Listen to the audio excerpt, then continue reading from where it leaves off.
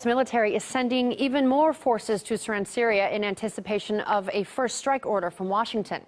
Congress will reconvene in a week's time to debate whether to attack Damascus, but Barack Obama has made it clear he may order an assault even without the agreement of lawmakers. American defense officials have confirmed that an aircraft carrier group is now on its way to the region. The nuclear-powered USS Nimitz, carrying dozens of aircraft, is accompanied by 5 smaller warships armed with Tomahawk cruise missiles. The strike group's expected to team up with several ships already in position in the Mediterranean off the Syrian coast. The combined fleet could pummel Damascus from a safe distance, dealing massive damage to the country. RT's Maria Fanoshina has the reaction from the Syrian capital. Tomorrow? Next week? Next month? Syria is wondering if or when America's missiles will strike and what the aftermath will be. But for many people here, it doesn't pay to linger on what tomorrow will bring, because there is already a war, today.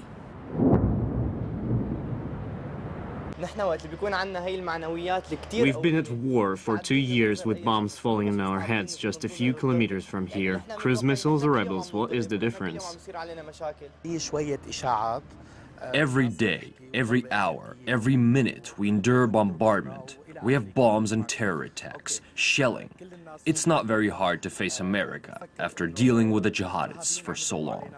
Mashal Walid, not his real name, has a nice apartment in an upmarket area of Damascus. But a year ago, he moved into the hotel he's running for safety reasons after a family member was kidnapped by what he says were members of an Al-Qaeda-linked group.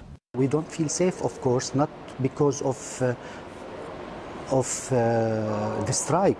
We've got Jabhat al-Nusra. They are throwing these things against us here, civilians, and that's very bad. Jabhat al-Nusra is considered to be one of the most successful and aggressive opposition forces, promoting fundamental Islam and proclaiming the end of the Assad regime. They are believed to hold several districts around Damascus, where they engage in almost daily battles with government troops. Both the UN and the US, among others, consider it a terrorist organization. Actually, I think that America should side us because we are fighting terrorism. America doesn't agree. I have decided that the United States should take military action against Syrian regime targets. That's just another entry on a long list of daily concerns, which already includes terror attacks, kidnappings and killings. Those living in residential areas of Damascus say several days ago they started receiving letters like this one, advising them to clear their basements in preparation. For now, no one I spoke to looked like they would follow the advice. Syrians may vote with their feet when the bombs start to fall. But for now, they've got plenty of other things to worry about. Maria Fanoshina, RT, reporting from Damascus in Syria. The White House is chasing ghosts by building a case for war in Syria based on inconclusive evidence. That's according to Russian Foreign Minister Sergei Lavrov, who reiterated the Kremlin's stance against intervention without UN backing. Let's get more from RT's Sean Thomas. Hey there, Sean. Now, what did Russia's foreign affairs chief have to say? Well, Sergei Lavrov was speaking to a group of students on the first day of classes at Moscow State University of Foreign Relations. The topic quickly turned to Syria.